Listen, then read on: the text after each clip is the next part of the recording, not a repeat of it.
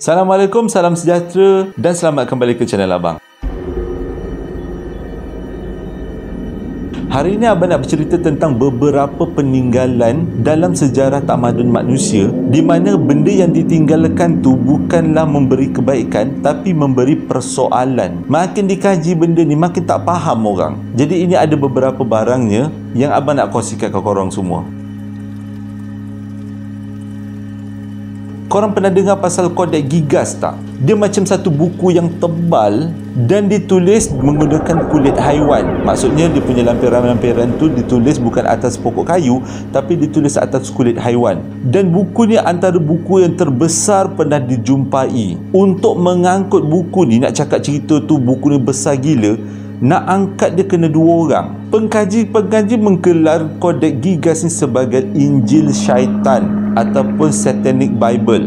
Dia ada 160 halaman dan kebanyakannya dipenuhi dengan gambar-gambar setan. Dikatakan Codex Gigas ni ditulis pada abad ke-13 dan sekarang ni diletak dekat Museum Sweden, iaitu Museum National Stockholm. Mana-mana lepas Covid ni, kalau mana-mana pergi Sweden, korang boleh tengok buku Codex Gigas ni. Menurut legenda, buku Codex Gigas ni ditulis oleh seorang pendeta di mana asalnya pendeta ni akan dihukum bunuh dengan menanam ke dalam tembok. Waktu nak dibunuh, nak ditanam dalam tembok ni, si pendeta ni sempatlah minta tolong dengan setan. Disebabkan setan berjaya menyelamatkan dia, dia perlu mematuhi satu arahan, iaitu membuat Codex Gigas. Dan dikatakan buku Codex Gigas ni ditulis dalam 1 malam. Tapi kalau tengok daripada saiz dan ketebalannya, ramai beranggapan Codex Gigas ni sepatutnya boleh dikatakan ditulis dalam tempoh 5 tahun tanpa berhenti. Tapi ramai yang percaya Codex Gigas ni sebenarnya ditulis dalam tempoh 30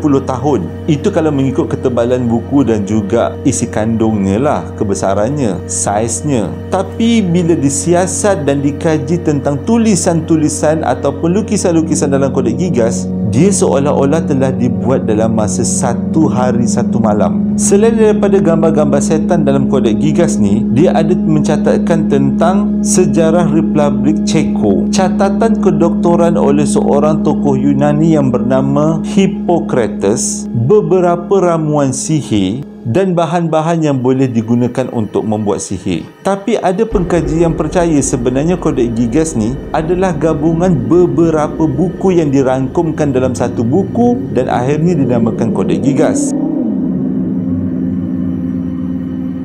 Barang yang kedua adalah bernama Dodecahedron yang dijumpai dalam kerajaan Rom kuno. Sewaktu membuat cari gali, geng-geng arkeologi lah ni, diorang jumpa 100 benda yang pelik. Bentuknya bulat dan macam coronavirus sikit lah bentuk dia, dan diorang namakan Dodecahedron. Abang tak tahu macam mana nak explain bentuknya, tapi kalau korang tengok gambar ni, korang tahulah kan, bentuk dia macam coronavirus ataupun bola pimpong kecil. Lepas tu ada benjolan-benjolan, ada rongga-rongga. Rom kuno sangat terkenal dengan ciptaan-ciptaan yang pelik, tapi setiap ciptaannya telah dicatatkan apa kegunaannya, macam mana gunanya, bila dibuatnya. Tapi Dodecahedron ni tak ada dalam mana-mana catatan. Jadi semua pengkaji-pengkaji sejarah tak tahu sebenarnya gunanya benda ni untuk apa. Ada yang cakap Dodecahedron ni adalah barang untuk digunakan dalam peperangan, macam senjata lah lebih kurang. Ada juga yang cakap benda ni digunakan untuk upacara keagamaan ataupun ada kaitan dengan astronomi. Ini sebab kebanyakan Dodecahedron yang dijumpai adalah dalam kawasan kuil. Dan ada beberapa pengkaji cakap Dodecahedron ni digunakan untuk perantara peramal, meramal sesuatu. Dan pendapat umum ada yang mengatakan Dodecahedron ni sebenarnya tak ada guna pun, dicipta saja je lah, macam mainan je lah macam tu. Sebabkan semua orang tak tahu apa gunanya, itulah kesimpulan terakhir dia orang buat. Pihak Rom kuno buat Dodecahedron ni adalah untuk sebagai perhiasan dekat rumah. Kerajaan Mesopotamia adalah salah satu kerajaan kuno yang sangat kuat pada zaman dulu. Dan waktu membuat cari gali di kawasan kerajaan kuno Mesopotamia, diorang telah menjumpai beberapa patung yang pelik dan tak tahu kenapa patung ni wujud. Besar patung ni lebih kurang 1 tapak tangan dan patung ni buat macam-macam aksi. Ada yang aksi berlari, ada yang aksi gendong bayi, berdiri, dan dipercayai patung ni berasal daripada peradaban Sumeria. Kalau tengok teliti bentuk patung tu, dia punya kepala macam kepala reptilia, iaitu kepala cicak, kepala ular macam tu. Dan ada yang cakap patung ni adalah lambang kepada dewa-dewa dalam kepercayaan Sumeria kuno. Disebab bentuk patung tu macam reptilia, ada yang cakap patung tu sebenarnya adalah makhluk luar angkasa. Tapi bila dikaji dengan lebih dalam, waktu pertamadun Sumeria kuno, orang-orangnya suka membalut muka supaya dia orang punya mulut atau moncong tu ke depan bentuk macam reptilia. Jadi dengan kata lain, patung tu adalah menggambarkan orang-orang Sumeria pada waktu tu. Agaknya dia rasa bentuk-bentuk macam reptilia tu cantik agaknya. Sebab itu dia balut muka dia, kepala dia supaya mulutnya ke depan memoncong macam cicak, macam ular. Lepas tu dia ukirlah patung berupa dengan diorang tu, menyerupai diorang. Tapi kebanyakan ilmuwan tak faham kenapa patung-patung ni dibuat. Dan kebanyakan patung dijumpai bersama-sama dengan mayat dalam kubur. Mungkin patung ni adalah digunakan untuk penjaga mayat rasanya. Tapi sampai kesudah memang ilmuwan banyak tak tahu kenapa patung ni dibuat. Jadi kesimpulan daripada patung-patung ni, diorang beranggapan patung-patung ni adalah lambang kepada status sosial seseorang. Ini berdasarkan patung-patung ni banyak dijumpai dalam kubur-kubur besar, dan makin besar kubur tu makin banyak patung-patung ni.